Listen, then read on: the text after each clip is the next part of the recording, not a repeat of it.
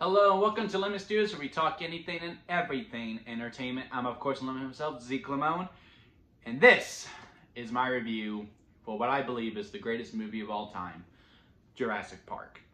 Now, before we get into the review, or the revisit is what we like to call it around here, we got some inventory to take care of.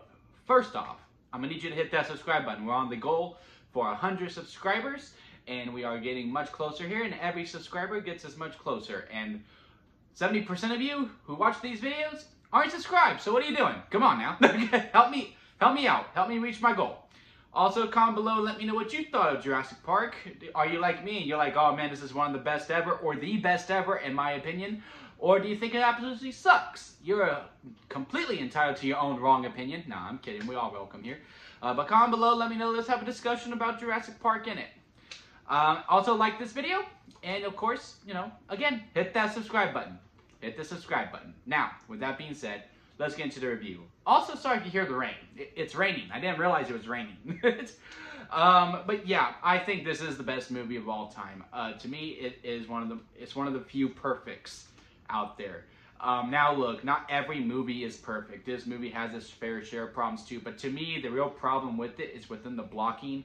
Like, yeah, why is the T-Rex platform level, and then, when Dr. Grant and the kid go get on it, and then, there's just this big hill all of a sudden, Why does Tim live with the car crashing through? Why does Tim live when the gate electrocutes him? Why does Tim live through most of this stuff? I don't know, it just is what it is. Also, yes, you can see the end of the gate when he gets electrocuted and all of that as well. Why is Tim not helping with the raptor door instead of just being with his sister going, come on, come on? Yeah, sure, but that's really it. It's just the blocking that there's an issue with in this movie. Everything else to me is absolutely perfect. Every scene has its purpose in it as well. The cold open is great. It satisfies the real, and it knows on what the raptors are like. And then, the lawsuit, why they have to bring Grant and them onto the island. And just so on and so forth. There is a purpose for every single scene. And, I can be here all day and break down every scene. And I do plan on that. When we do bring back Lemmy versus Limey, and I can actually really, really dig into the movie itself, then, we're going to really go all out with it. But, yeah, again, every scene has its purpose. Characters are great. There's really no real bad one besides, Dennis Leary, the one who's trying to get all the stuff to get paid for because, he feels screwed over by Hammond. But even then, I'm just like, yeah, he has his fair share too. Like, I really like the Dotson scene. I actually really get a good kick out of it. Dotson! We got Dotson here! Every time I rewatch this movie, I always find something new that I really enjoy. Just, at the classic scene, and, as a kid, I was always a huge fan of dinosaurs. I always loved it. I mean, my favorite animated movie of all time is The Land Before Time, for crying out loud. If there's an animated movie with dinosaurs, I have definitely seen it. We're back. And plenty of others as well. A dinosaur. I can't name them all off the top of my head. There is one that I cannot remember the title of. But I swear to God, like, I feel like it's a fever dream because I keep looking it up because I'm like, I know I'm not making this movie up. And the lead dino is a triceratops, and he's like an orphan, and he runs away from an orphanage, and then he meets other dinosaurs. Like, this whole movie is a huge fever dream, and I can't find it anywhere.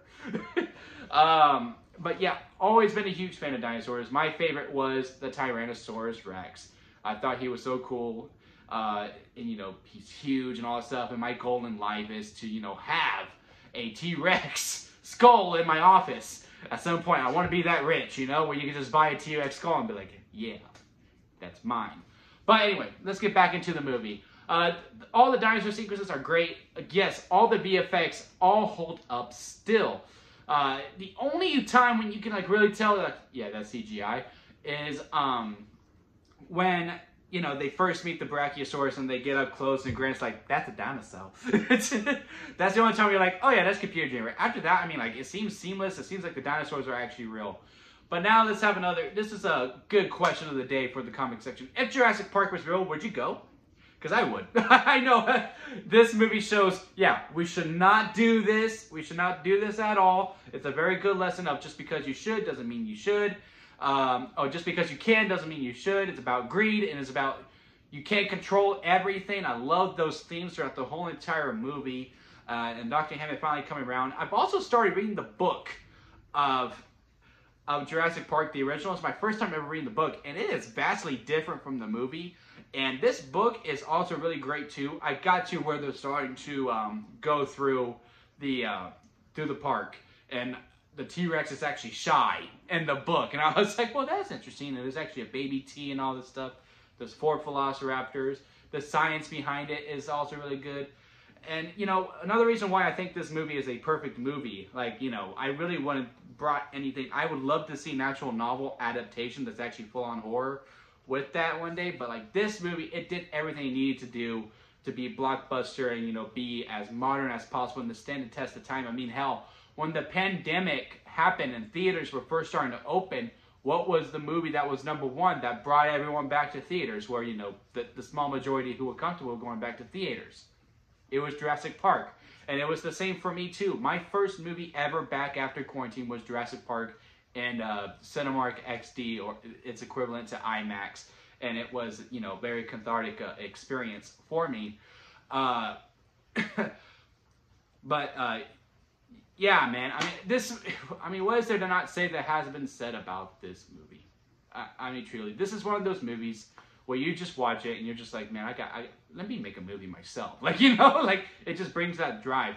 But yeah, what makes it perfect is, like, this movie's like, it's like, oh, what, 2 hours and 5 minutes? Regardless, it uses up every moment necessary. Again, every scene has a purpose to it. You have to explain how the dinosaurs came. You have to introduce the characters, all their arcs, and how they come from beginning to end. I mean, Grant from just, you know, hating kids to be like, you know what, they ain't so bad. Also a big difference in the book. Grant actually likes kids in the book, which blew my mind. Hammond going from, yeah, you know, Disneyland had problems, to be like, yeah, no, we shouldn't do this. Yeah, no, this was a bad idea.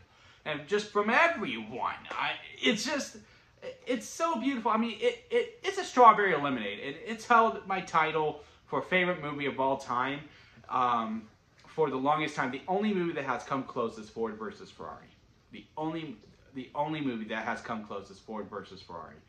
And yeah, I mean, that's pretty much it. Again, comment below and let me know what your thoughts on Jurassic Park are. We're gonna do this whole marathon and we're just gonna talk Jurassic all the way up, leading to Dominion. Tomorrow is The Lost World, and that'll be it for me, guys. And I'll see you here next time at Lemon Studios.